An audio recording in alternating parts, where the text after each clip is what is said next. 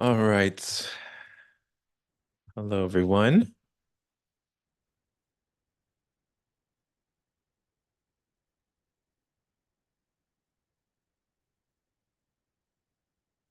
Sorry for the delay. Wasn't able to locate all of my files.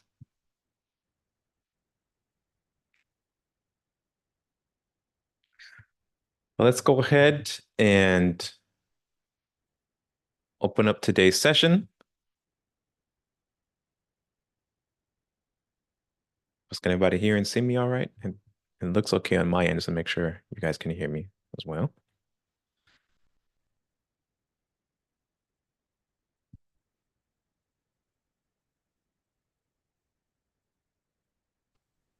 Yeah, I can see you. Can you hear me? Yes, I can hear you. Okay.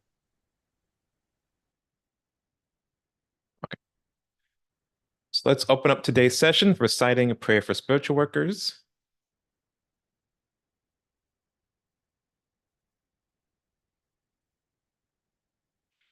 Prayer for spiritual workers.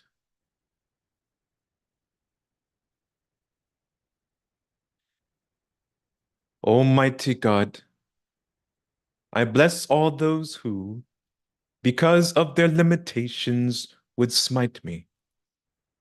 Almighty God, I bless all those who, because of their weakness, would not heed me.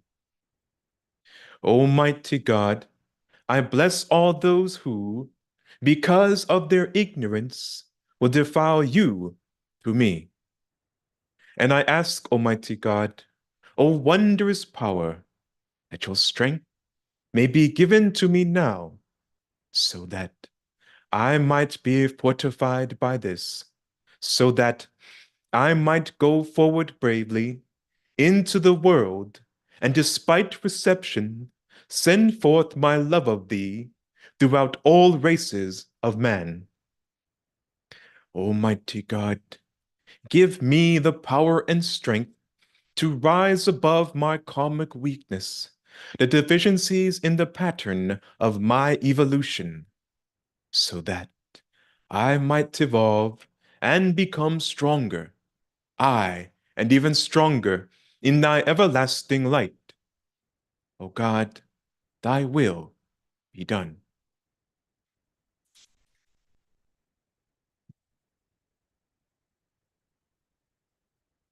Okay, welcome everyone to another open discussion and various topics. I apologize for the break the last couple of weeks. 2 Sundays ago was my birthday, and last Sunday I was not able to come on. So that is why we haven't been here for a couple of Sundays. Today, we will continue with our review of the prayer presentation, the presentation on a detailed study of prayer. Again, this is part of our celebration of the release of Mr. Nehemiah Davis's second book, The Miracle Prayer Kit. You saw a couple of slides of it in the opening before we started today. The book is available on Amazon, or you can also send us an email to request an autographed copy, and we can provide that for you. So as part of a celebration of that release of Mr. Nehemiah Davis's second work, we're going to do a study for the next couple of weeks, doing a study on prayer. And hopefully we'll be able to review a couple of chapters from the text itself. We'll also look at a couple of prayer examples. Specifically, I plan to do the two prayers released by the Master Jesus, Prayer for Spiritual Workers, which we recite at the beginning of class. We do a little bit of a study examination of that in light of the material we'll review over the next coming weeks regarding prayer. And hopefully, if we have time, we'll also look at the New Lord's Prayer, which is the prayer that we recite at the end of class.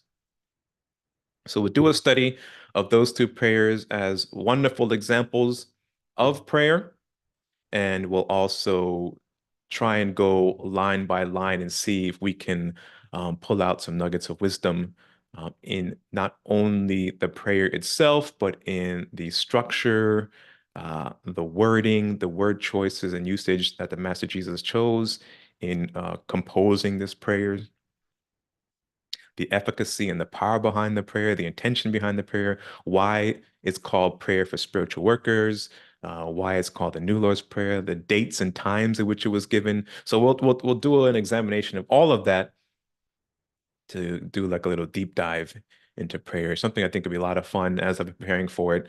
Quite a lot of things have been revealed.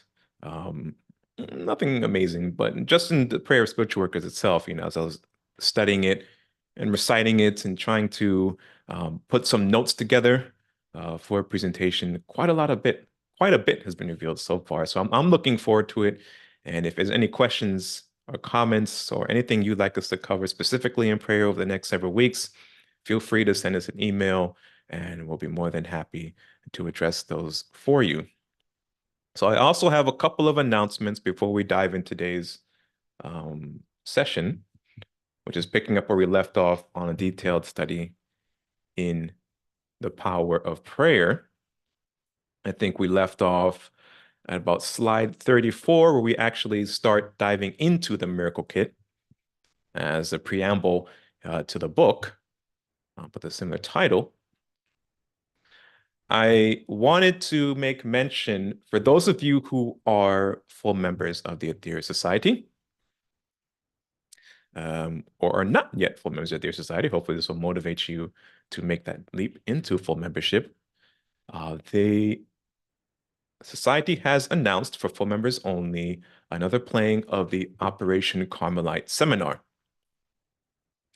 And I wanted to help promote that seminar because I think it's an amazing seminar and it's another amazing initiation. And if you're able to attend, I would highly recommend that you do. The seminar is being held I know of so far, in 3 locations. That is headquarters in Los Angeles, headquarters in England, in London, and at the Eastern US headquarters in Michigan. I plan to attend the seminar in Michigan. I'll make a more formal announcement next time, just giving you a heads up now. But in Michigan, I believe let me jump too far into that. Let me actually tell you a bit about Carmelite.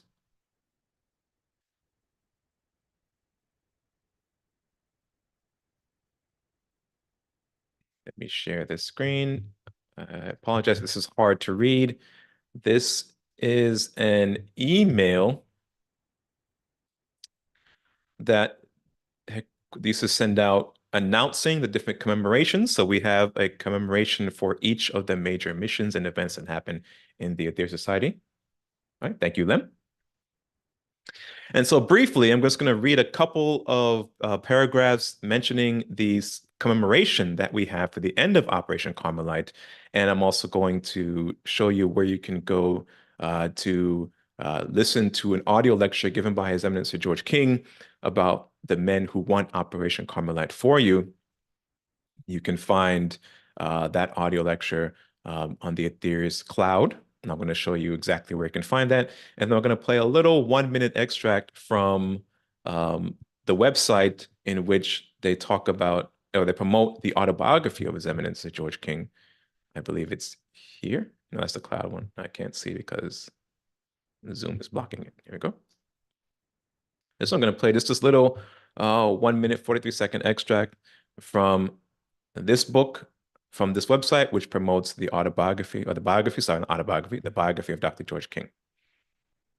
So really quick, Operation Carmelite was a mission performed in the lower realms of Earth by the interplanetary intelligences we call the Six Adepts.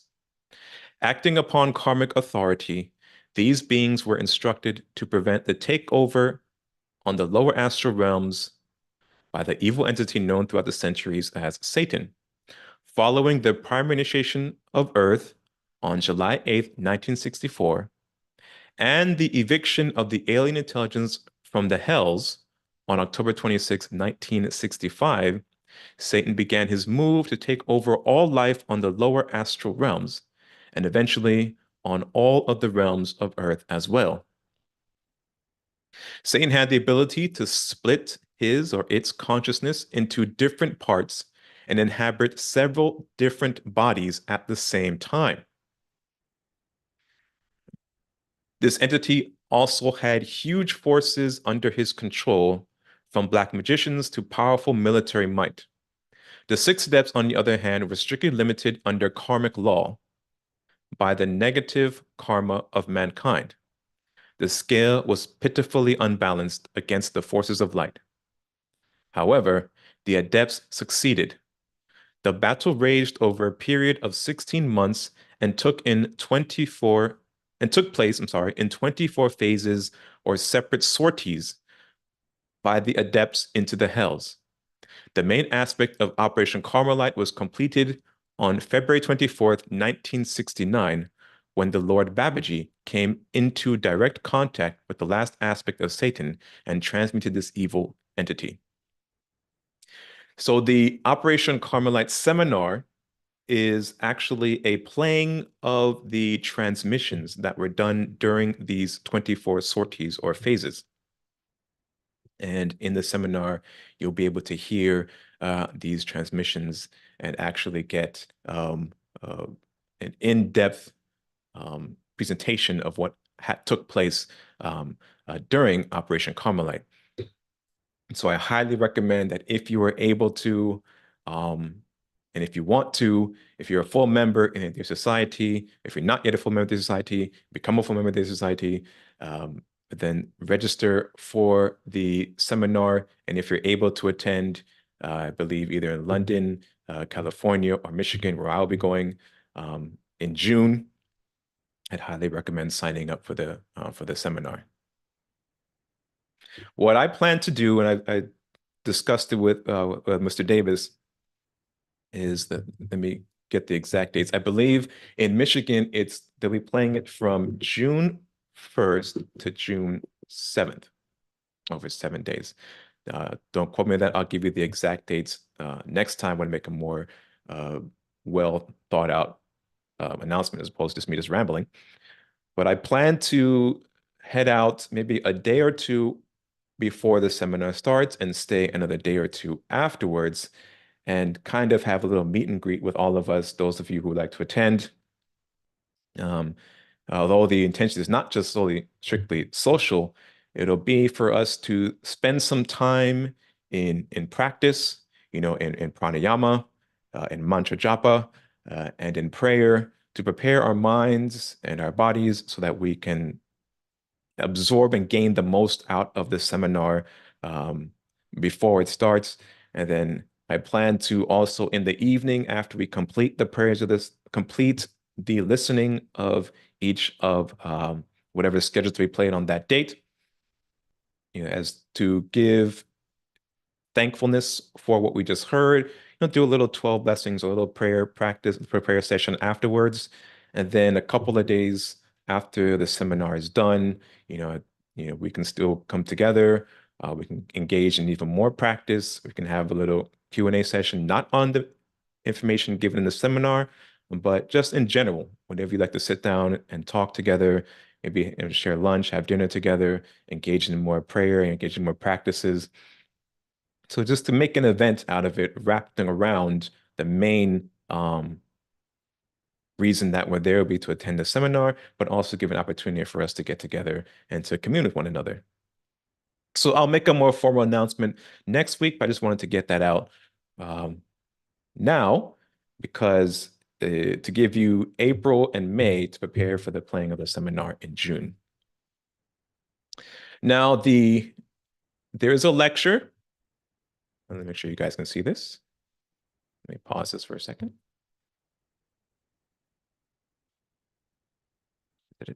Okay, good. You can see it. There is a lecture called The Men Who Won Operation Carmelite for You. And this lecture, I'll just read it from here, goes into the very deepest metaphysical aspects of our times, Operation Carmelite was a war fought on the lower astral realms or hells of Earth by a handful of specially trained interplanetary adepts living in terrestrial bodies. Through his close association with these avatars, Dr. King gives a deep insight into their extraordinary alien and yet at times very human psychology. In his brilliant speech, he reveals many truths concerning some of the most important beings to have ever come to Earth. This is one of the world-shattering lectures that I heard that really changed. I mean, I can't even describe it. It changed a lot about. It made the metaphysics real to me. It's an amazing lecture. Dr. George King goes into quite a bit. I've listened to it several times and need to listen to it several times over again. I highly recommend this lecture, not only in preparation for the Operation Carmelite seminar, but just for your own enlightenment. Take a listen to this lecture, listen to it several times, and please, if you have any questions or comments regarding this lecture, bring it back to us, and we'll be more than happy to discuss and answer those for you. And finally, I want to play this little 1 minute and 43-second audio extract. And this page is from the biography of Dr. George King. It's a website they made to help promote the text. And it's also talking about Operation Carmelite. And I'll just read really quickly. In Operation Carmelite, wait 1 second, let me check something. Sorry, guys. Make sure my audio is sharing properly so you'll be able to hear it. All right. In Operation Carmelite, highly trained and spiritually advanced interplanetary beings known as the Six Adepts came to Earth to fight our battle of Armageddon for us. This took place on the other planes of existence on Earth, the lowest of which are known as the hells, or as the lower astral realms. You should be familiar with this terminology because we've talked quite a bit about the realms of Earth, both the lower realms and the higher realms, and this gross physical realm. So this shouldn't be anything new to those of you who have been studying with us for quite some time. The other planes of existence on Earth are those to which we all go to after death of the gross physical body, prior to reincarnating on this plane, and the lowest of these planes is where the very worst of humanity ends up. The tasks that the adepts were given were greater than any other task given to any other avatar who has come to Earth. 3 of the 6 adepts who fought in Operation Carmelite lived in Earth physical bodies. With all the limitations that this brought, and projected from their ordinary physical bodies into the other realms in order to fight these battles for us. Over and over again throughout the years of Operation Carmelite and other battles, they suffered for us. In this poignant extract, Dr. King describes a key attribute that enabled the adepts to remain balanced despite the horrendous responsibility and suffering of this monumental battle. This is even more relevant today because we now know that Dr. King was, in fact, one of the 6 adepts. Right? And so here's the extract. I haven't tested this before, so I don't know if it'll work. Hopefully it works. I don't know what it is with these people that kept them so balanced, so straight, unless it's the love of God through realization. I think it has to be something like that. It has to be something above the norm. And the love of God through realization is above the norm because very few people have it. They say they love God, but they don't really realize what God is to the extent that the adepts must realize what God is. And that's why their true love True love, true love, true love.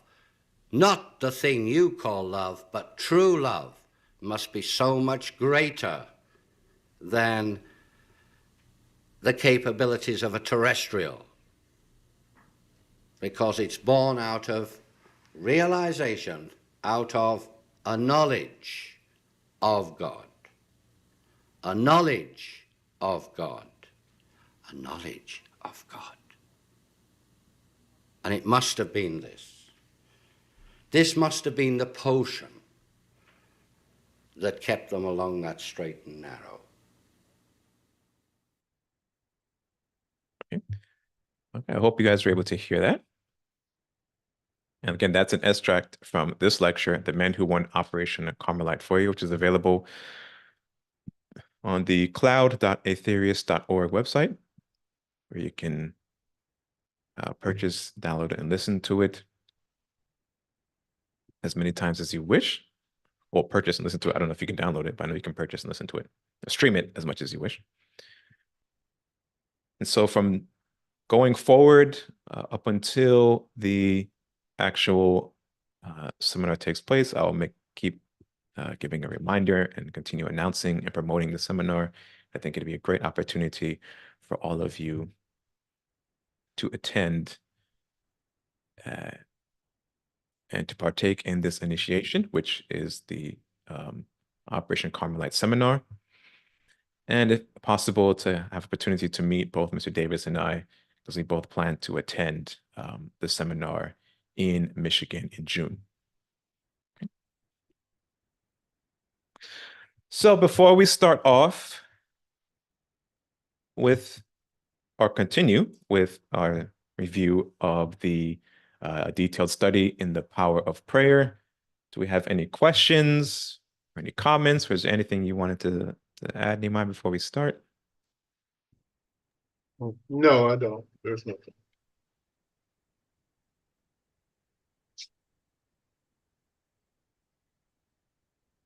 So let me open this up.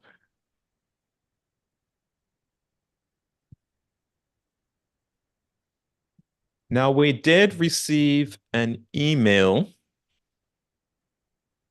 So I had mentioned in previous sessions that if there's anything you would like us to cover or to review, you guys can email us and with a suggestion or recommendation. And in that email, one of our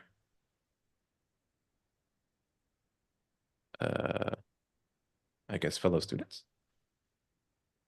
Yeah, that's a good word. Fellow students, they requested that we have a look at the Serpent Power classes. So previously, let me hop on to our YouTube channel. Let me switch this up.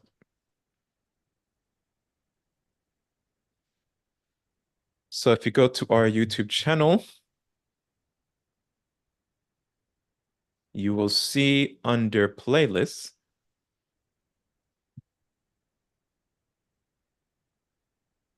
we had done a series on the text, actually one of our most popular series, on the Serpent Power book by Arthur Avalon. Oops, that's not what I wanted to do. I wanted to show the whole, oh, it's not here. And in this playlist, see, there's quite a number of classes here where Nehemiah goes quite in depth, and in some cases, chapter by chapter of the Serpent Power book. And it's been requested that we go over these classes in this playlist. See, it's quite a big one. It's quite a big book. So I'll go ahead and do that. I'll start working on that. And that will take me some time to get to put together. I won't do every single class. I'll pick a couple of classes from the Serpent Power text. Sorry, not Serpent Power text, the Serpent Power lecture.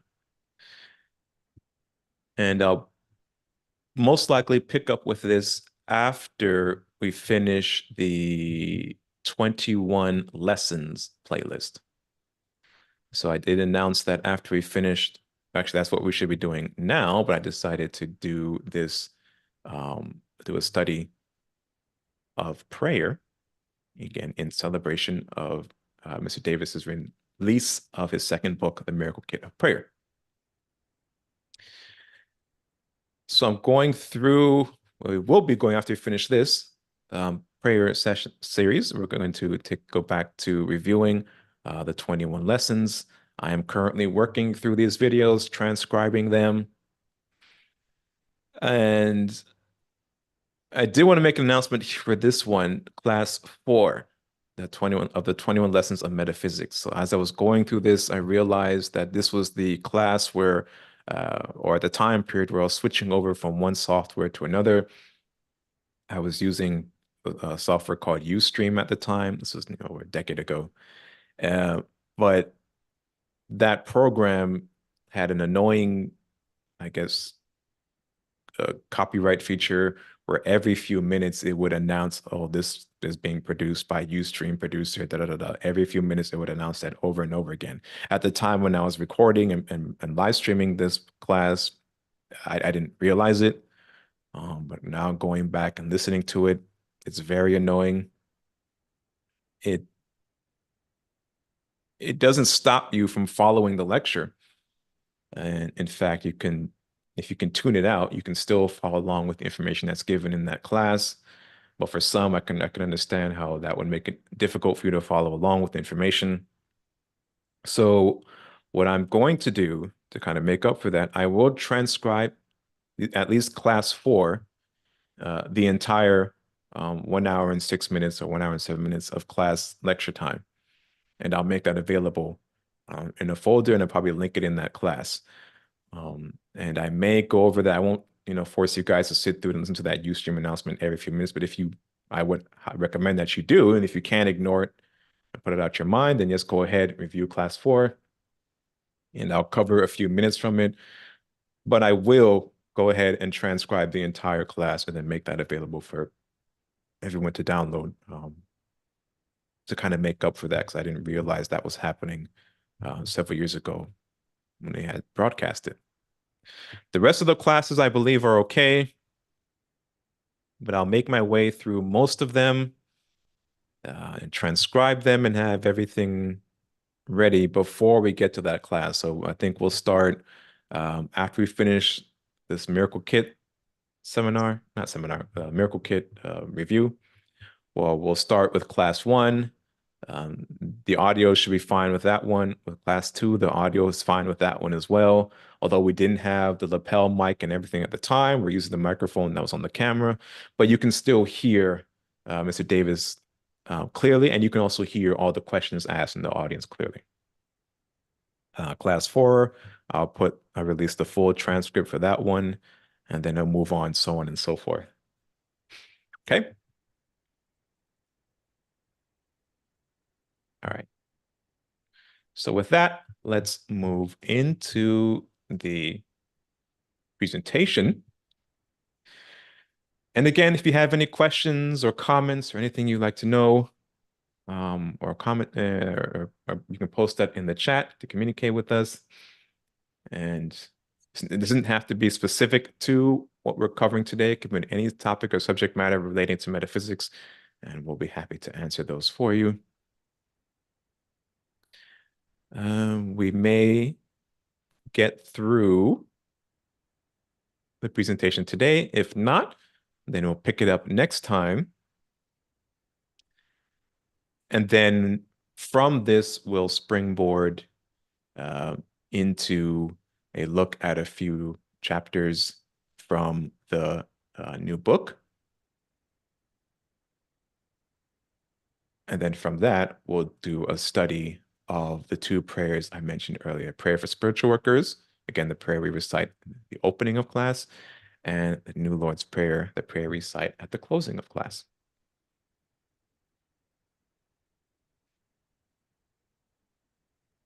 All right. Are there any questions? I'm looking at the chat here. All right. All right, let's get into it. So last time we just started moving into describing the miracle kit that allows us to radiate tremendous power through prayer. And we looked at some of the elements.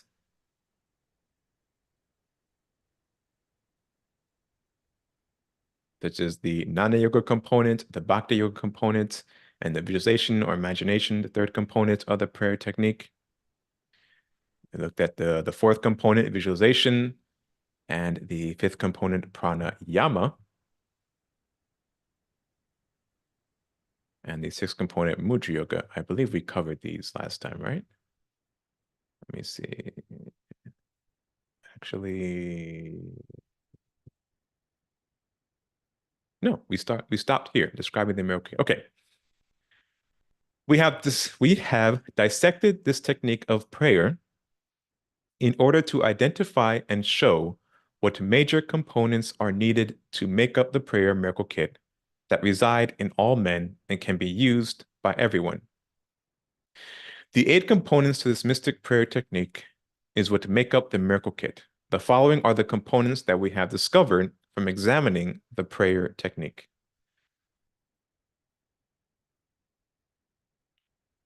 There is the Jnana Yoga component, where the wisdom of the prayer technique unites the soul with the light of the spirit. Then we have the Bhakti Yoga component. This is where the technique unites the prayer practitioner with God through devotion. The third component of the prayer technique is the ability of imagination, which is man's only inherited creative faculty. The fourth component is man's ability to visualize or visualization. This is the sustaining power of imagination, which requires concentration. And eventually, through constant practice of the prayer technique, it improves on this ability of concentration. The fifth component of the prayer technique is pranayama, man's ability to control the vital life force within the body through the manipulation of breath control by the control of the main nadi openings, which are the mouth, nose, ears, and eyes. And you'll notice in the pranayama system given to us through Dr. George King in the text Contact Your Higher Self Through Yoga, or later expanded upon in Realizing the Potential. You're given a system of pranayama, a pranayama practice regime, which utilizes all of the main nadi control points being openings, the nose, mouth, ears, and eyes. The sixth component of the prayer technique is mudra yoga, which is a series of techniques that allows man to harness, seal, redirect, redistribute, and project a concentrated flow of subtle pranas within the body and those pranas passing through the body. The seventh component of the prayer technique is invocation, which is man's ability to verbalize his request to a higher authority or God for the all-pervasive subtle energies to flow down through him. The physical invocation impregnates the flow of subtle energies being harnessed and projected by the prayer practitioner. The eighth component of the prayer technique is karma yoga, the power of uniting yourself through a series of balanced actions. All right, so now we're going to take a look at each of the components and gain an understanding of how they contribute to the miracle kit of prayer, of the power of prayer. Jnana Yoga, the power of wisdom that unites the soul with spirit. Jnana Yoga is the component of this mystic prayer technique that frames the meaning and power of prayer. The Jnana Yoga is of this mystic prayer method, Jnana Yoga of this mystic prayer method is the wisdom used to design the technique. The science of this prayer is a metaphysical science, a technique of prayer that manipulates huge amounts of subtle energies through a series of combined mystical procedures. The mystic prayer technique was designed on the solid and concrete wisdom of several metaphysical sciences. Metaphysical wisdom that makes up the science and the belief of God as a supreme and absolute being that encompasses everything in the subtle and gross manifestation. A supreme life that is life itself, for it is the background signature of all things unmanifested and manifested. It is the vital life force, or prana, that gives life to all things. Right, this point is expanded upon in Mr. Davis's first book, his mantra book. I believe it's in chapters 3 and 4, where he goes into the absolute, the formation of the universe, of the galaxy, and brings it to our level, brings it all the way down to our level, a terrestrial level, and shows that connection, that one energy that flows from the absolute, the unmanifested absolute, all the way down through manifestation and down to us, and how mantra is employed throughout that process. So you can go back to the Ancient Language of the Soul, which is the name the mantra book, the first book that Mr. Davis published.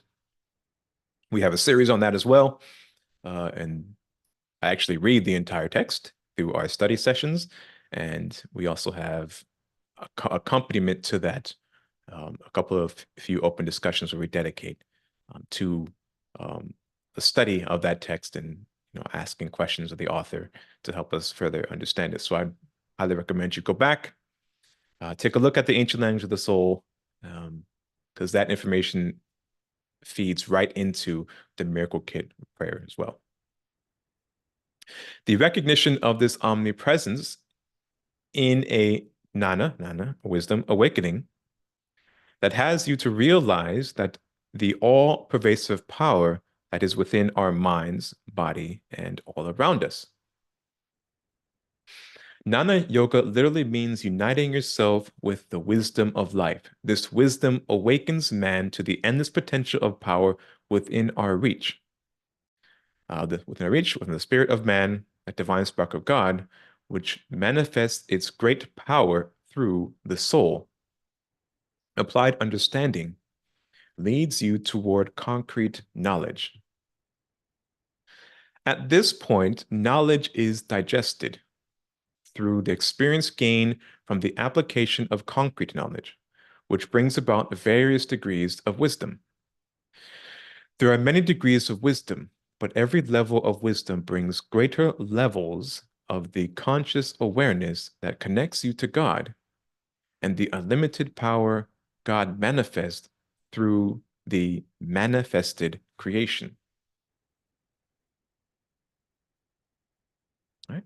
Next, we'll look at Bhakti Yoga, the second component, the power of uniting man with God through devotion. And again, at any time in this presentation, if you have any questions or comments, feel free to post them in the chat, and we will answer those for you. The second component of the mystic prayer technique is applying the wisdom received from the jnana aspect, in uniting your actions with the absolute God through the practice of deep devotion. This devotion increases your connection to the absolute, thereby purifying you from the impurities trapped within the mind and body. Pay attention to the order in which Nehemiah places these components. The Nani flows into the Bhakti, which flows into each component, flows into the next, and helps build upon the previous to create a complete kit for utilizing the power of prayer. So pay attention to that. These components are not organized haphazardly. There's a logic and a reason behind why they're organized in the way that they are.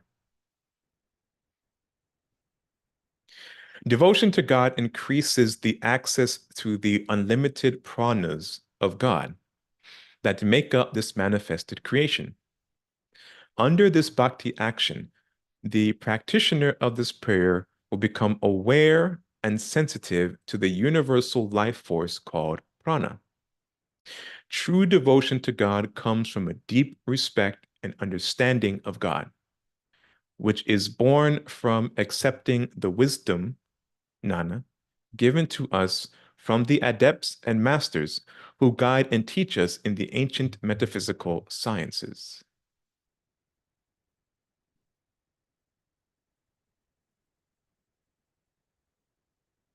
Whoops, sorry.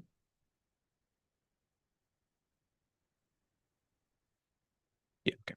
Devotion to God cannot be experienced without the proper wisdom that lays out the correct laws of karma, which governs our actions mentally, which helps us to mold the subtle energies that gives life to our physical movement. That's very important. The wisdom of God's power gives birth to bhakti yoga actions that manifest themselves as deep devotion towards God. This deep devotion toward God compels the prayer practitioner to submerge the whole of his or her mind and feelings into the power connected to God. Men with his engraved belief in God while performing the prayer technique gives strength and structure to prayer from the deep feelings of God and willpower to express its devotion to God. A correct and deep belief in God through the mystic teachings of Bhakti Yoga helps to raise the consciousness of man, purify the auric fields by destroying and replacing the negative samskaras that was embedded within the aura, increases the ability to harness the subtle energies, increases the ability to project the subtle energies of prana, increases and produces greater levels of love energy, and these love energies produced serves to carry or preserve the projected prayer energies from point A, U, to point B, the target. One of the things I think when we listened to that extract earlier, it touched on it a bit, but in this lecture, The Men Who Went Operation Carmelite for You, Dr. George King stresses the point of what it was that allowed the adepts to remain so straight and narrow and to continue on through that mission. It was there, and he says it 3 times, their true love, the true love, the true love of God. And that's one of the reasons why I want to I stress attending Operation Carmelite seminar is the 3 adepts and the 6 adepts, but the 3 adepts specifically, adepts 1, 2, and 3, embody these teachings and give us an example of what we can strive towards or should strive towards in what is possible when you have an actual true love and devotion to God. As we continue to evolve, there's nothing that the adepts perform that we could not do later on in our spiritual evolution as we follow the path of freedom. And so for me, listening to not only Operation Carmelite seminar, but also the Alien mission and seeing what these beings are capable of and what they can do and what the cosmic masters are capable of. When you go back and listen to the transmission of the prime initiation of Earth and just see how these masters operate, the level in which they operate, and that yes, it's beyond us right now, but at some point in our evolution, we too will be able to perform similar feats. It's an amazing, mind-opening revelation that this path, this level of freedom that the adepts enjoy and the cosmic masters enjoy is open and available to us all. And we can begin to, even in our own little way, operate as, Dr. George King, it was Nehemiah coined for us as points of consciousness under karmic authority when we pray. When we pray and especially during a spiritual push or on top of a mountain, one of the charged mountains, we can access and actually move through our auric structure the amount of energy and power that the adepts of old were able to access and send through us without actually having to reach their level of spiritual advancement. I mean, that's amazing when you think about it. So again, I'd highly recommend you guys go back. If you're not a full member of the society, this is my marketing pitch. Become members of the full members of their society.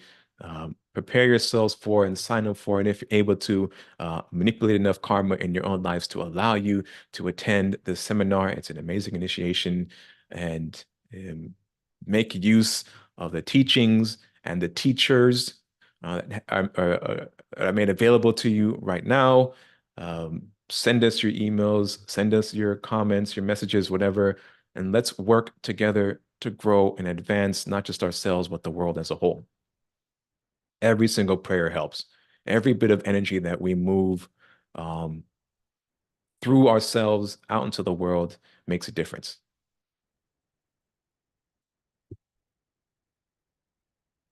Lastly, the expressed love projected with the prayer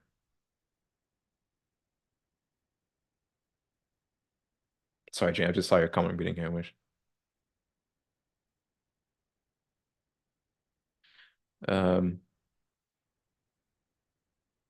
Okay, James says here, it's amazing how Jesus could handle that pain. I assume you're referring to the crucifixion, James. I'm sure I wish I could return that favor. God, that must have hurt.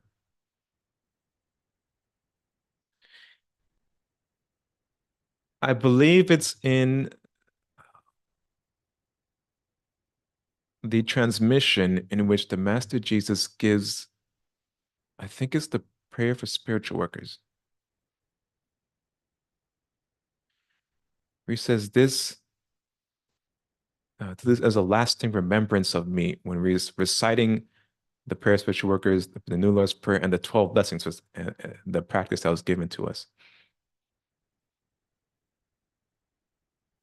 In engaging, and Anima can help me respond to this, hopefully, in engaging in not just the 12 blessings in the prayer, but in adopting all the Master Jesus' teachings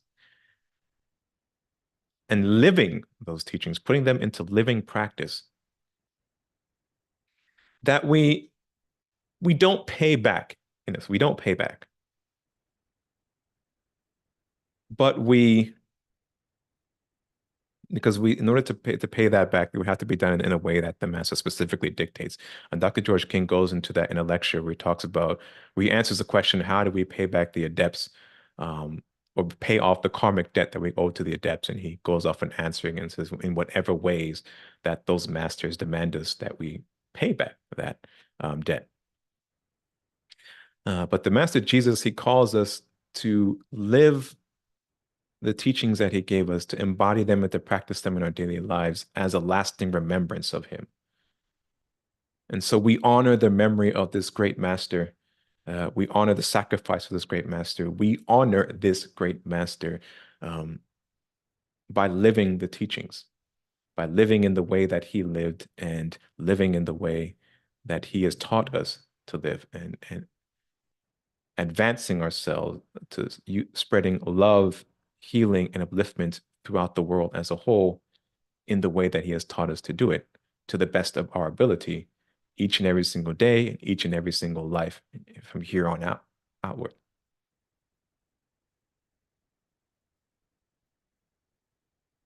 Right? Is that right, Nehemiah? Yeah, the thing is that if you follow the laws of karma as you increase your wisdom and understanding, then you will contribute to the advancement of all life around you and the advancement of life in the galaxy and solar system, which that's what the great masters do, like Jesus or Sri Krishna or Buddha. They follow the laws of God, which is the laws of karma. And we need to come to that understanding that that's where our true freedom comes from, by actually becoming an instrument of the absolute of God to move life in a progressive manner back towards God as conscious gods, being aware that every action you make contributes to either positive energy or negative energy, or a balance of both energies. And that's where we need to be.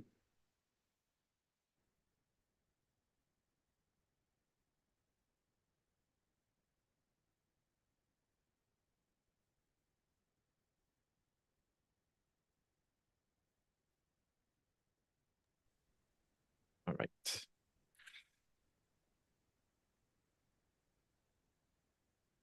Lastly, the express love projected with the prayer. Love is a preserving energy force within nature. When you love something, your basic instinctive actions are to immediately preserve it, protect it, and protect it from harm. In this prayer technique, love energy expressed by the prayer practitioner preserves the power of the prayer in transition to its target, or in transmission to its target. So develop a greater appreciation and devotion to God, and you will find it easier to express the power of love. All right, at the next component, imagination, man's only creative faculty.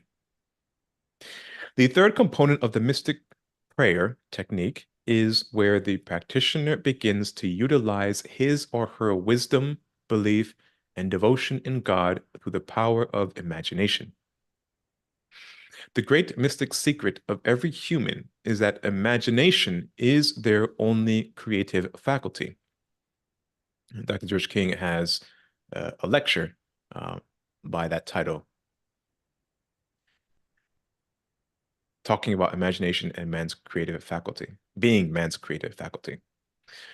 Most people on this gross physical realm of existence fail to realize that the mental power of imagination is a creative aspect of man's ability. Imagination is that power that allows us to shape and mold psychic and mental energies into physical results on the realms of existence.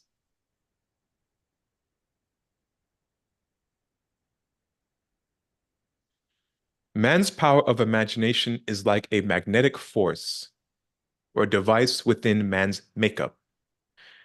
It draws on all necessary mind substance that is capable of modeling all levels of subtle energies, or shaktis or pranas, into this imaginative framework. When man uses this power of imagination, his aura becomes a conduit where the activities of the imagination take place. The mental level of the proposed imagination will determine by the content of imagination thought patterns, will be determined by the content of the imaginative thought patterns. If the imagined thoughts were of a lower nature, then the lower chakras and the auric substance around it are used to produce the thought forms of imagination. If the imagined thoughts were of a higher nature, then the higher chakras and surrounding auric substance will help to produce those thought forms of imagination. The imaginative mold that these subtle energies are magnetically pulled into configures the subtle energies into a vibrant thought pattern that takes on a life of its own, with the will and directive to produce a favorable environment to allow the conditions of the imagination to manifest itself. Our imagination is the act of creating something out of mental substance, then manifesting it to the respective realm.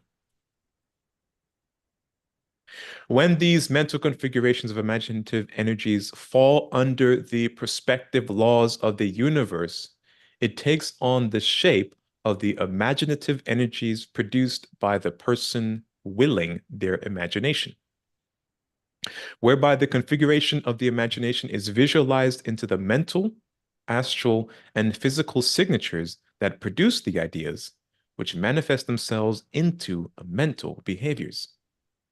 These mental behaviors bring about an atmosphere that creates and sustains the objects, which further promotes the imagination.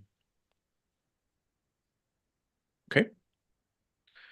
James, another comment here. There are gurus that know they exist, referring to the planetary ones, because they exist, but most of them focus on the methods alone. People aren't always mature enough to accept life on other planets. Yes, that is true, James. But at some point, we're going to have to.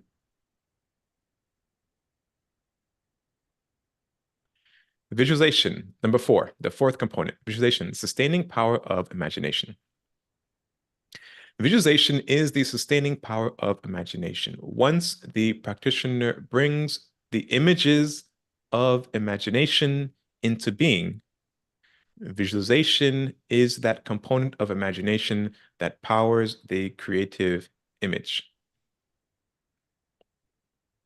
Let us say that the prayer practitioner imagines a flow of subtle energies being harnessed from the upper and surrounding atmosphere.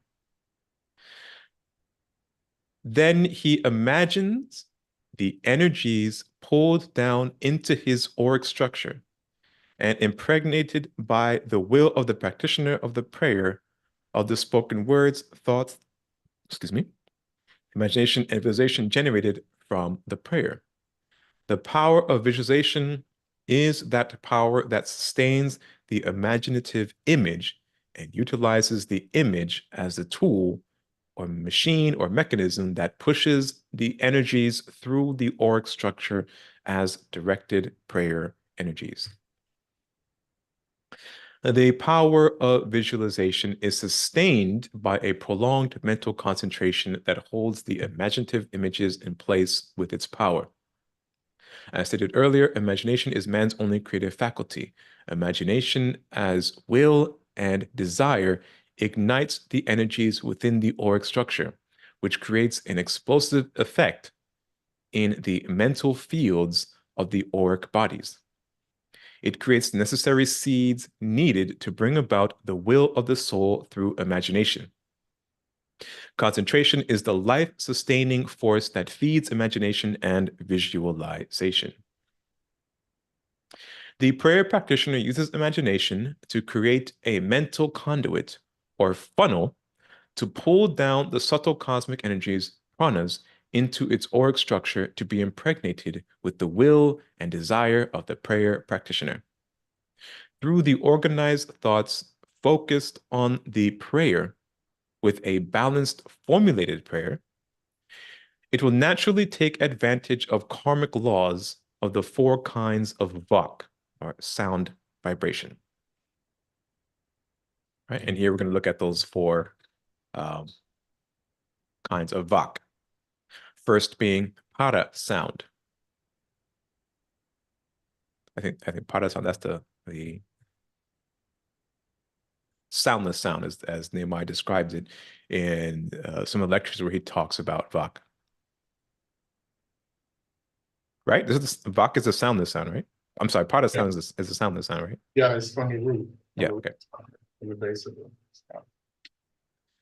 Pada sound, the pure unmanifested sound that represents the will and original intent of the emerging sound. It is the power that seeds thought that makes sound. You can go back a couple of discussions ago. We were looking at Kundalini, and we talked about this. We actually go over the handouts where Nehemiah just illustrates these 4 states of sound. It should be in if you look on our shared Google Drive folder, it'll probably be in the 2022 and 2023 folders. Those handouts referring to the 4 states of sound. Pasyanti sound is the manifested seeds of thought as the unspoken sound, but it represents the first movement of thought / consciousness of the will and original intent. Madhyama sound. This is the aspect of sound that has fully manifested itself on the subtle mental realms of existence. The imaginative power of the pada sound's will and original intent is the pressurized karmic framework of the manifested mental thought form image. Or image, yeah, imagine.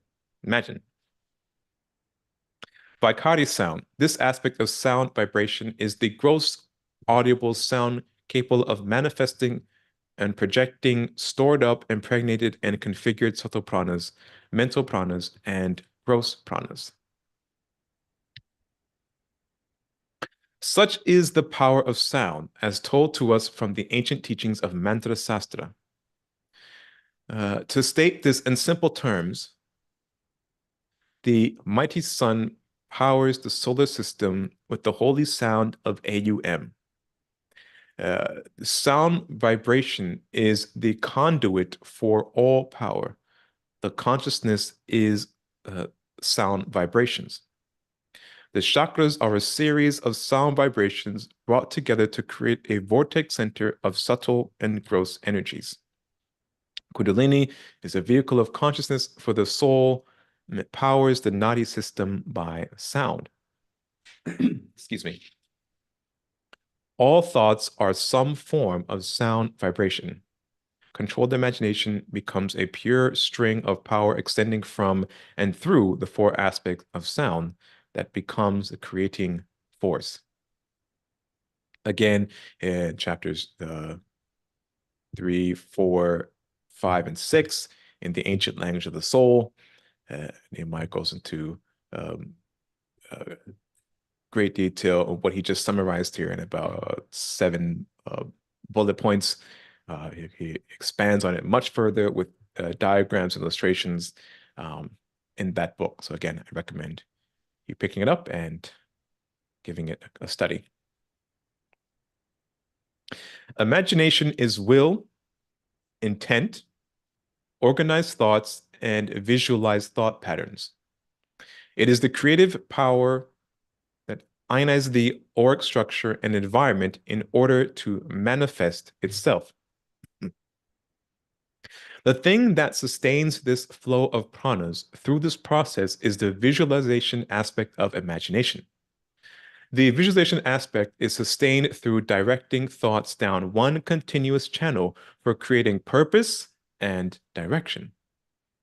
Prolonged directed thought that is focused down one particular channel of thought is concentration, which is, as stated earlier, the food or life force for visualization. With the ability or power of concentration, the practitioner of prayer regulates his prana through breath control or pranayama. All right. So next we move into the next component, pranayama. Again, remember, keep in mind the order in which these components are listed. There is a reason and a logic behind that order. The technique of pranayama is a method of manipulating subtle energies called prana. In the mystic form of prayer, pranayama is a technique used to enhance the flow of prana. The prana within the body and auric structure is controlled by man through the Ida and Pingala nadis, which are the subtle lines of force that circulates throughout the auric structure and chakra system. The methods of controlling this subtle life force is done by controlling the flow of breath through the subtle physical vortex openings of Ida and Pingala, which are the left nostril, Ida, and the right nostril, Pingala.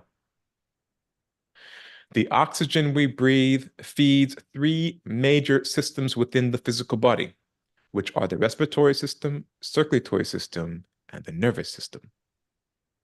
These three main systems allow consciousness to manifest itself on the physical plane of existence. The subtle auric bodies of man are the background power for mind and physical body. The nadis are extended from the soul's main vehicle of consciousness called Kundalini, which is the primary source of prana and consciousness. Ida and Pingala moves forward from the Muladhara chakra, the home of Kundalini, where the flow of prana is separated into a negative and positive flow of prana, which are Ida, a negative flow, and Pingala, a positive flow. On the intake of breath, there is also a subtle flow of prana, which feeds the nadi system, the chakra system, and the mental auric bodies. Therefore, the controlled regulations of breath give you the control over prana, pranayama. The proper pranayama technique during the mystic prayer method allows a greater control over prana being pulled in and pushed out by the mystic prayer methods. Okay. Any questions so far? Nope. Okay. Keep going. Mudra Yoga comes to sixth component, sealing, redirecting, and projecting prana. This part of the prayer technique enhances the pull on the subtle flow of prana. Also, it seals the flow of prana within the body while you impregnate the prana with the purpose and direction of the prayer. The sealing of prana not only introduces the purpose and direction, but it also helps to concentrate the flow of the prana in a specific configuration in a specific configuration of mental control. This increases the projection of the prana towards its target, which is the power of, such is the power of mudra yoga. There are three mudras used in the mystic prayer technique, which are as follows. First, it is to stand erect facing the east with the arms down at your side and your hands clenched in the fist position with the thumbs folded into the fist, as illustrated in the picture. Later on, when we go in detail into the mystic prayer technique, we'll give a better demonstration of the actual mudras that are employed. This mudra seals and harnesses the pranas within the mental auric structure and body to allow the pranas to be mentally impregnated with the initial intent, purpose, and direction of prayer. After you have mentally called on the pranas, sealed them within the mental auric structure and body, the next mudra yoga technique is designed to help push the subtle energies out of the body while still standing erect, raise the arms to about chest level with the palms facing outwards. The raised arms indicate the point where the arms need to be in order to activate the heart chakra with the mudra technique. This mudra yoga technique is used to activate and pull down on the mentally impregnated prayer pranas to the heart chakra, along with directed visualization and strong impersonal love energies. The heart chakra is known as the mystic heart region, which is located right in front of the breastbone area. It is also the chakra where the mentally impregnated prayer energies are launched through in a concentrated manner. The prayer practitioner imagines and visualizes a white light leaving this chakra or psychic center to the target or purpose of the prayer. At the end of the prayer, the Mudra Yoga technique used to close out the prayer is as follows. Bring the arms down and brush the palms of the hands together in order to cut off the subtle flow of prana.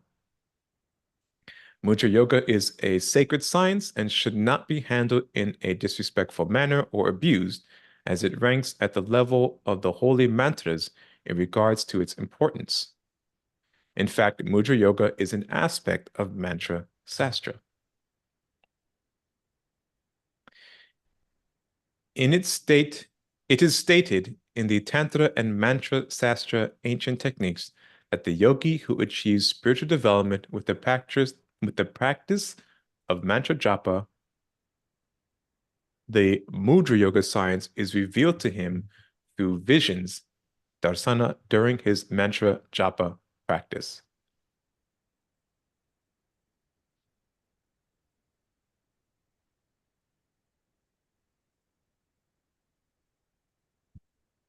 Okay.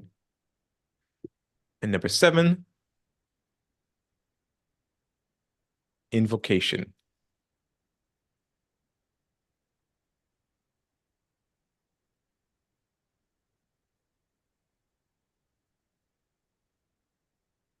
All right, sorry about that. Invocation, projecting psychic and mental energies into the physical realms. The ability to speak is a direct result of the power of Kundalini manifesting itself on the base, gross physical level of existence. In fact, the power of speech is the fourth aspect of the nada power that extends from the dormant power of Kundalini within and through the subtle and gross bodies of men.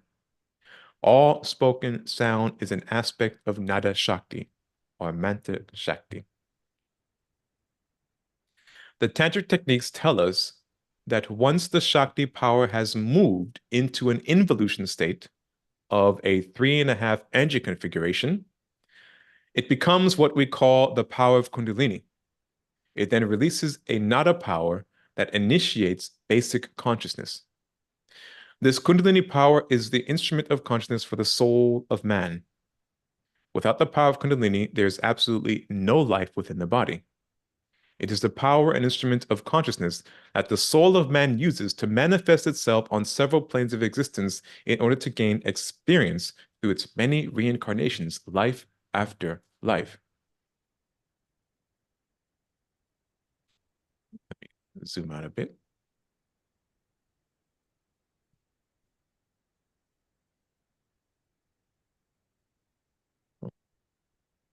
I think it cut that part off when I switched it over. Sorry about that. The dormant state of Kundalini releases a sound vibration, Nada Shakti power, that places aspect of the soul's manifested self-consciousness on at least 5 realms of existence. Therefore, the power to invoke sound in a self-conscious state is the manifestation of Kundalini on the physical plane that is used to project this Shakti power into the auric mental fields of other people, places, and things. The spoken word is the manifested mental energies and desires being forced on to the gross mental physical planes of existence. All right. That got cut off when I was switching over. Let me see if I can find the original.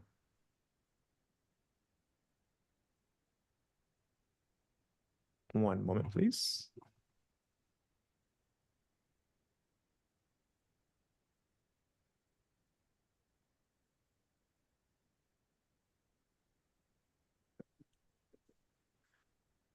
Okay.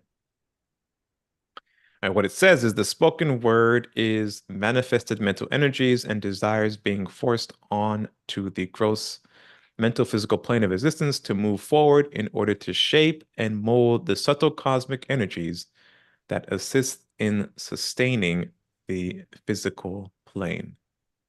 Okay, I have to fix that. Sorry about that, guys.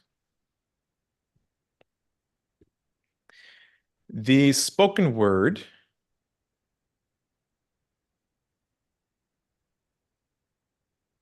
is the manifested mental energies and desires being forced onto the gross mental physical plane of existence to move forward in order to shape and mold the subtle cosmic energies that assist in sustaining the physical plane. When man speaks, the power of his nada shakti is expressed on the psychic, mental, and physical realms. In order for sound to manifest physically, it must move through the vortex centers of psychic energies that manifest mental images and produces the signature vibrations of sound. Okay. That completes this presentation. Wait, let me confirm that before I announce that. Okay, yes. So from this point on, we actually move into using the miracle kit of the power and prayer. We talk about the dynamic, personal, and group prayer techniques, and we look at prayer rituals used for healing, ceremonies, and treatments. So we'll take that up next time.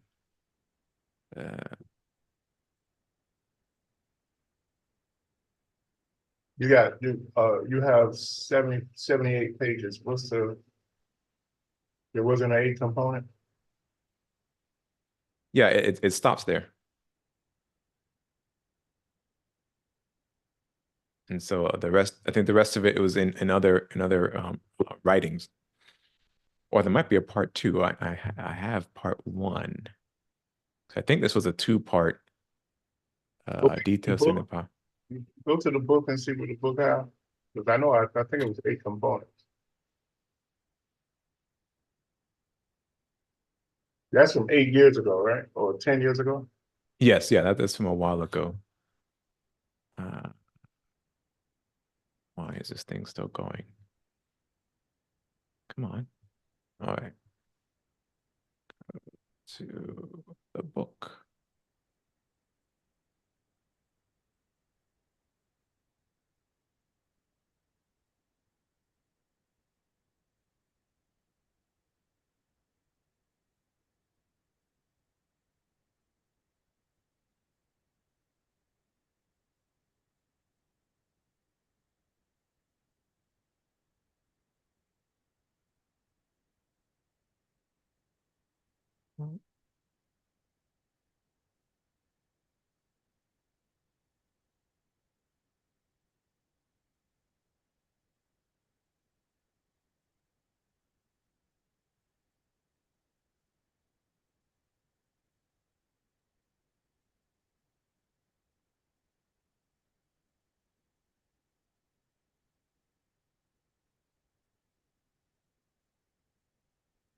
Yeah, there was more. I think I renamed it in the book. Page 44, if you go to the book. To the published book. Oh, the published book. Let me see if I have that here. On that one is it's page 39.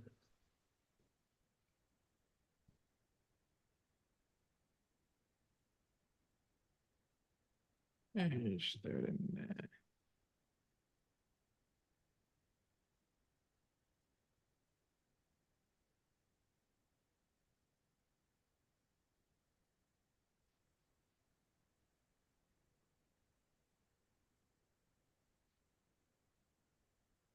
Oh, yeah, you do have 8 components. Kriya Yoga.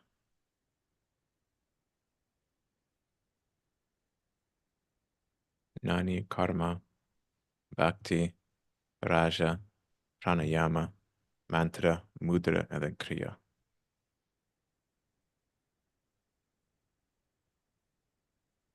So you include invocation in Kriya Yoga.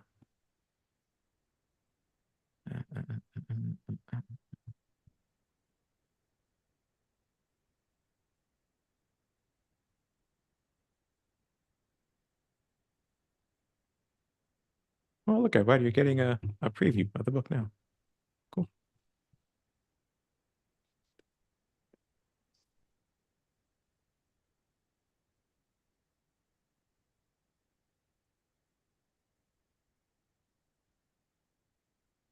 Okay.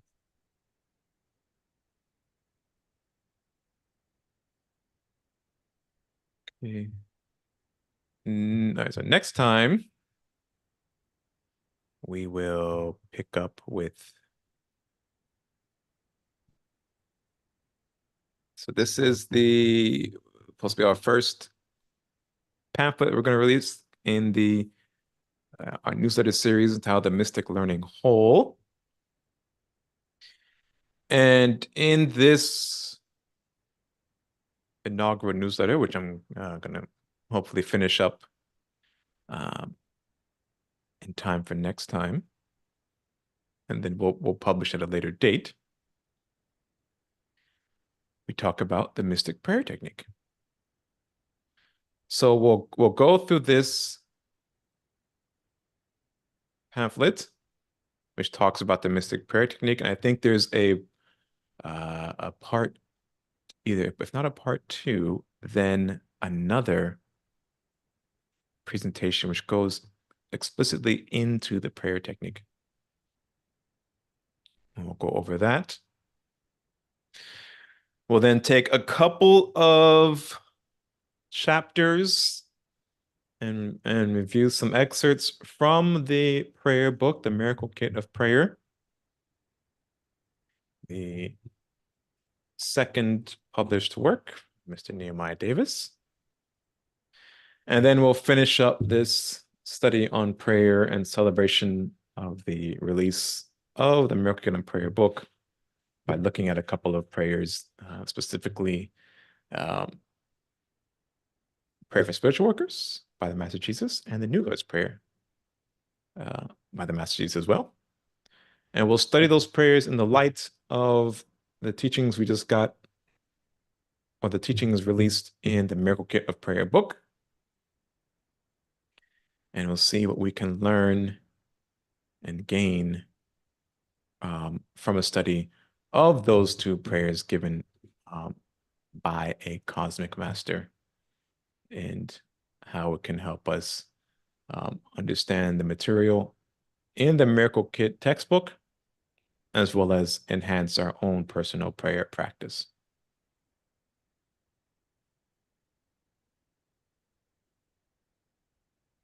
Right. I think that's enough for today, even though we're ending a little early. Or are there any final questions or comments? Was there anything you wanted to add, Nehemiah? No. You're gonna leave Jack's question for next week? Oh, yeah, I actually wasn't intending to cover it today, but we can do that.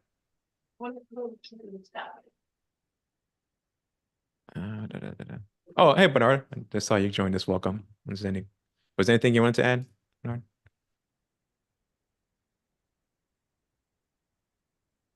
Let's see.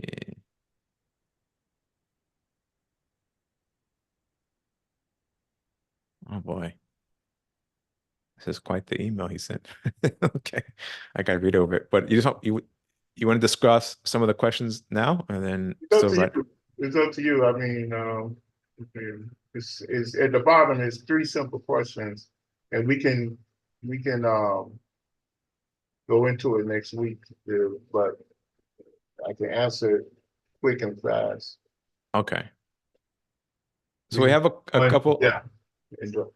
Look at the 3 questions at the bottom.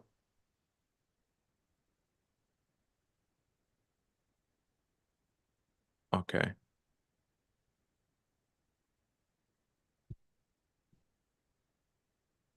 Okay, I guess we can touch on it quickly now, then go more in depth next week. But everyone, you're welcome to, if you're not able to join in on the live stream and you would like to send us some questions, you're more than welcome to do that via email. And also let us know in the email if you're okay with us addressing the questions in the next open discussion, or if you prefer for us to answer them privately, either is fine. But what Mr. Davis usually does, depending on the nature of the question, will either send back a written, detailed response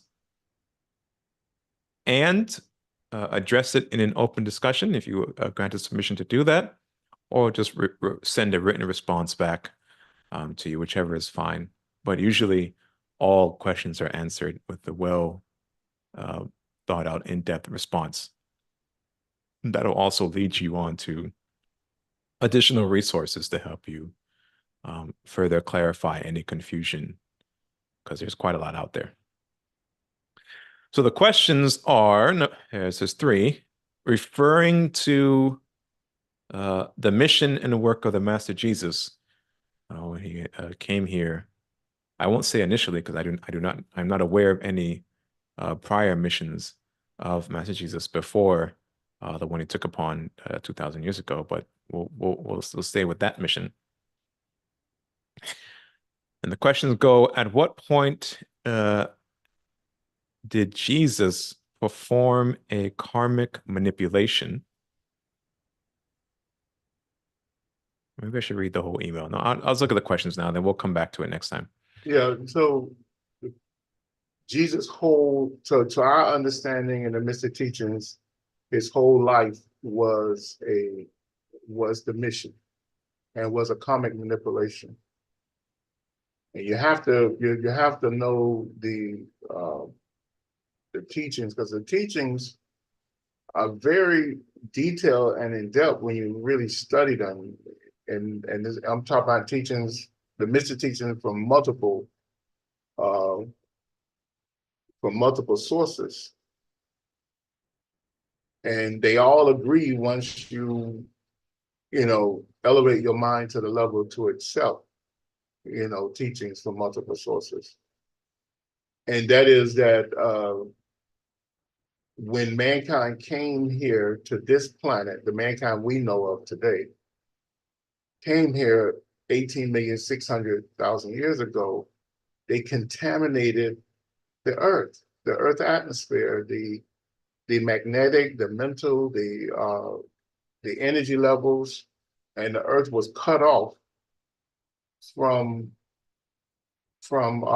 multiple streams of energy coming from the galaxy, the planets, and the sun, in order to take on the residents of mankind. So from that point, you had a series of cosmic masters that actually came here to try to balance out this karma and not have the earth to suffer so much, to try to balance that suffering and to allow mankind to grow. And we're we're told that there was at least 48 cosmic masters came to prepare for the coming of the Senate Kamar, who came in full aspect. And one of their preparations was to actually create what's known now as the city of Shambhala, on the etheric realms over the Gobi Desert. So, and then you had, when the Cosmic Master came here, we're told that he split his consciousness up and existed on several different realms at once in order to balance and stabilize those realms. And the cosmic masters that came with him also did that. They situated themselves in certain places around the earth in order to stabilize the energy, the outflow of energy and the inflow of energy in order to allow mankind to exist.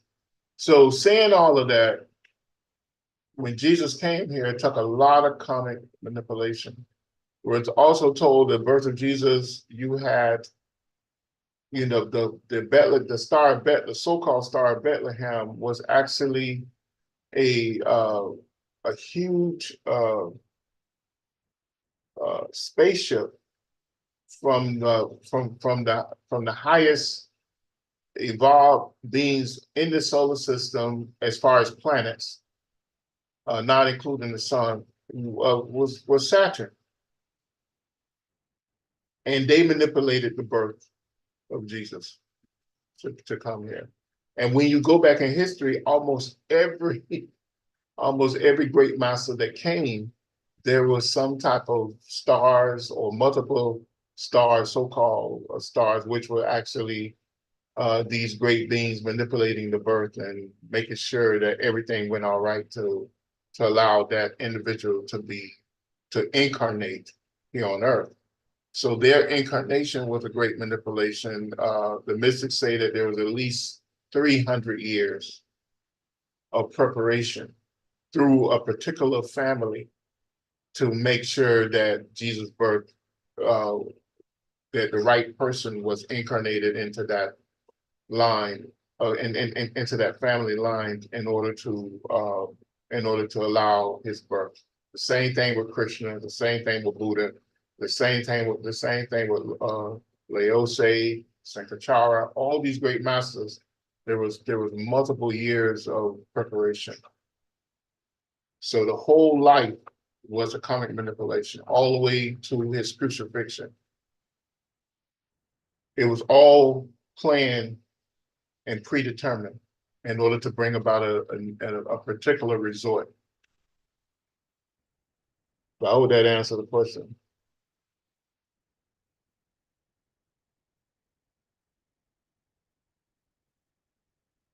What's the next question?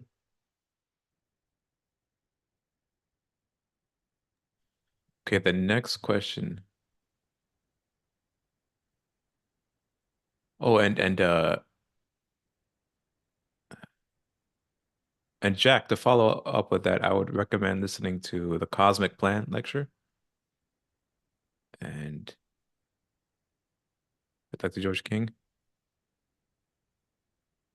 Jesus' mission was part of that cosmic plan. Even though Dr. George King relates it to what's happening presently with the Dear Society. The cosmic plan goes back millions of years when the lords of Saturn looked into time and saw that, you know, we were going to need some intervention. But what I said is the cosmic plan. Yes, that's correct. It's the cosmic plan.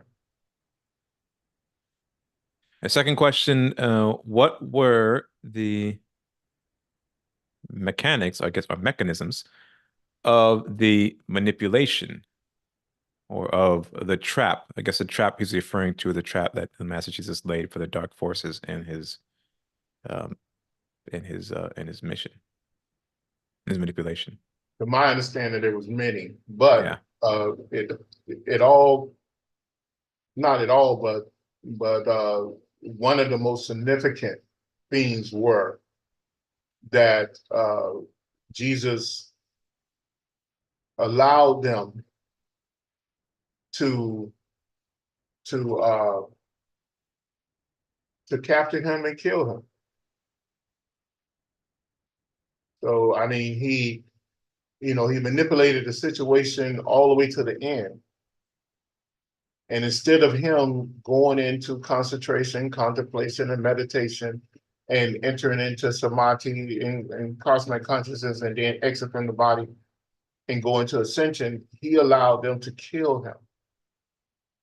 And when they killed him, then he, as Dr. George King described, stepped out of the body, rebuilt the body in 3 days' time, and stepped back into an ascended body.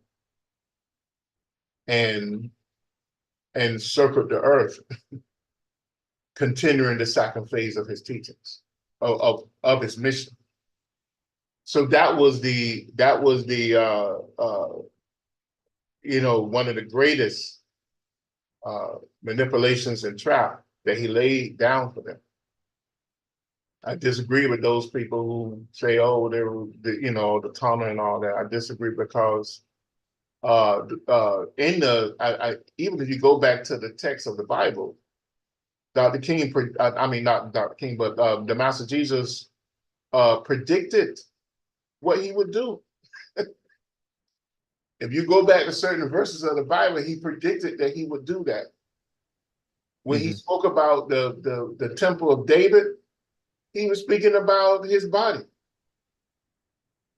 Go back in that verse, you'll see. He said, you can destroy this temple and I will rebuild it in 3 days. That's what he was talking about. He was predicting exactly what his mission, what he was going to do. So, and in the mystic teachings, and even in Dr. George King, he stated that that's what he did. That was one of the greatest feats. So, and it's when you think about it, it's amazing because what he did, their negative action of crucifying him was transformed into something great. So in actuality, accelerated the karma of mankind. It accelerated the karma of mankind. In the last 2,000 years, mankind have moved in technology quicker than he ever did before. Because if you look at the timetable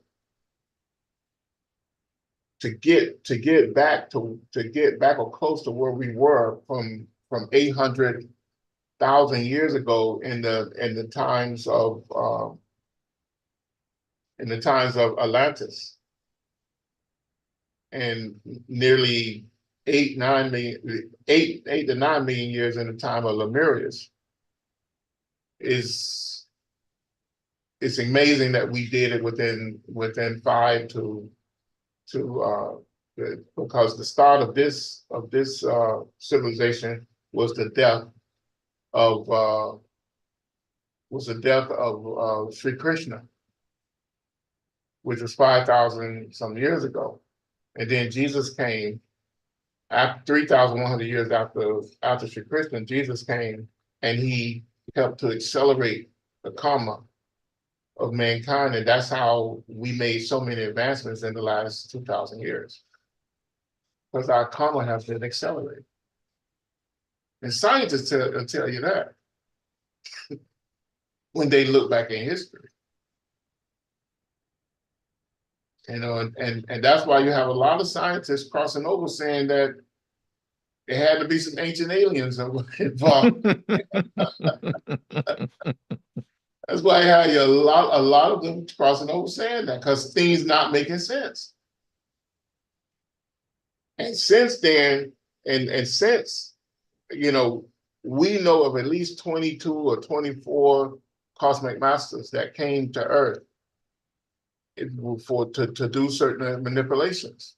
We have recorded history of those things. And it might be more than that, but that's just what we know of. And I think in past classes, we laid that out, right? Yes, we did. Yeah, and we can give you a copy of that if you email us. What's the last question?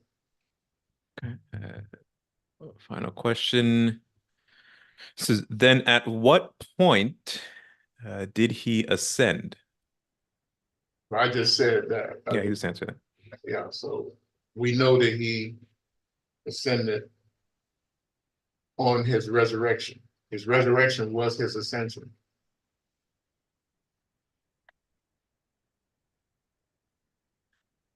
And Jack, if you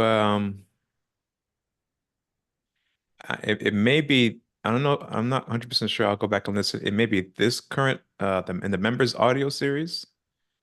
If it's not this current uh uh uh lecture, maybe the previous one where Dr. George King gives a hint at if the Massachusetts manipulation didn't happen at the time that it did, where we would be, human society would be if we were right now, if we had gone through the setback which was due to happen at that time.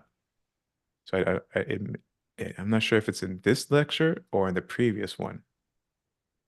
If it's this one, I'll listen to it again and then I'll come back if I remind you, if I remember, and tell you where in the lecture, the minute mark, so you can go back and listen.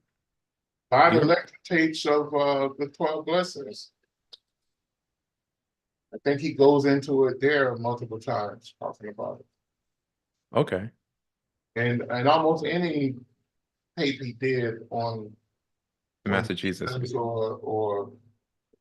or churchianity and all this other stuff that they talked about in his lectures. It's right there. I never heard him say that Jesus almost died. No, I didn't hear that. Yeah, that's right. So, but he actually did exactly what he said he was going to do.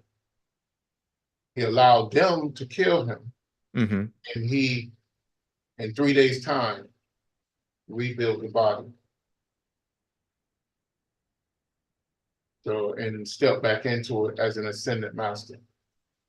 And that's how he was able to travel around that region for 42 days, according to them, or 40 days or something. And then other parts of the world that wrote about him. So he was able to move between the rims. And remember the a lot of the masters, they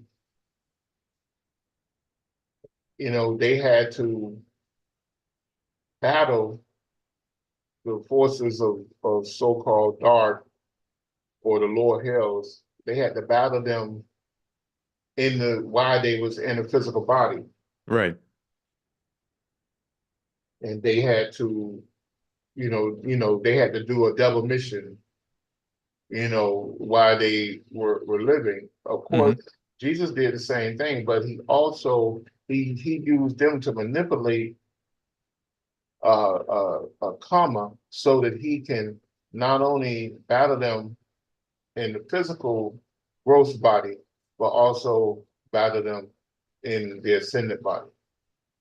So it's almost like he had 3 different missions, because he allowed them, because they killed him and he reversed that, he was able to move into ascended body and finish his mission. And that's my point of view, because that's exactly what happened. That's what he did. But that's why that manipulation was very important. It wasn't someone sneaking in there, the tunnel and all this stuff. It wasn't, no. He had to specifically do that. Dr. King said it.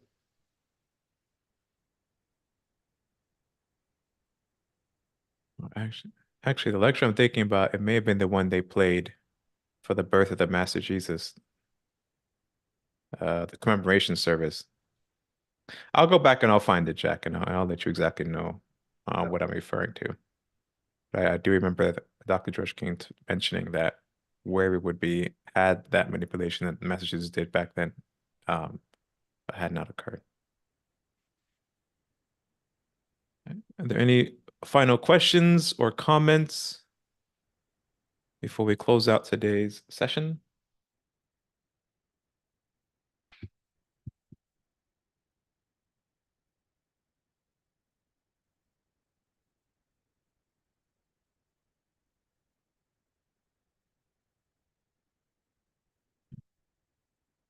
And if not, then let's close out with reciting the New Lord's Prayer. So, yes, I mentioned that. When we go back, when we later on, with near the end of this prayer series, when we take a look at studying um, prayer for spiritual workers and this New Lord's Prayer, the New Lord's Prayer that I have us recite at the end of a class, there is a mantra that the Master Jesus places in this prayer.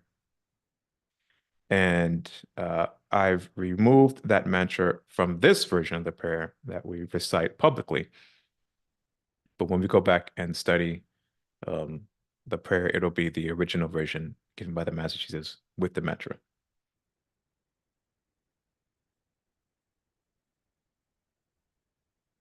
Okay. So let us recite the New Lord's Prayer and close out today's session.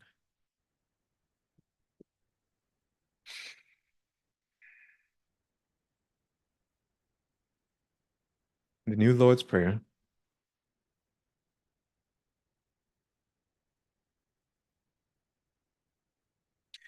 O divine and wondrous Spirit, O everlasting Lord of hosts, send forth now through me thy great and lasting power.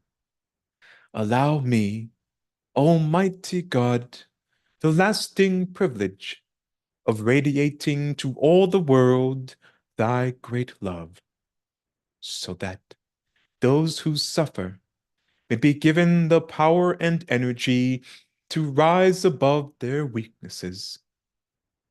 Almighty God, in great humility do I ask you to send forth your power, to give to me this great lasting privilege of being a channel, so that my suffering brothers may be helped and guided and healed and lifted into thy light, so that they who know not may look up, and in doing so receive to their higher selves your divine counsel.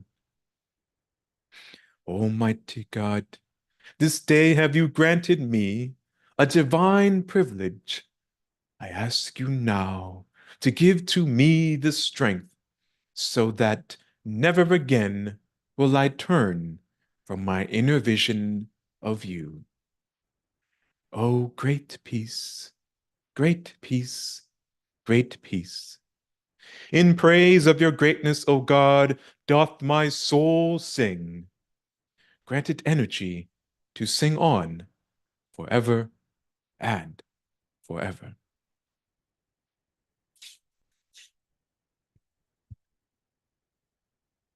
All right. Thank you very much, everyone, for your kind attendance and participation. As a reminder, we will be continuing with our study of prayer and celebration of the release of the second authored work, Mr. Nehemiah Davis, The Miracle Kit of Prayer. For the next couple of weeks, we'll continue studying prayer. Next time, we will actually dive into the prayer technique, the dynamic prayer technique. We will also study two examples of prayer given by the Master Jesus, prayer for spiritual workers, the New Lord's Prayer. And then after we finish that, we'll move into the 21 Lessons series.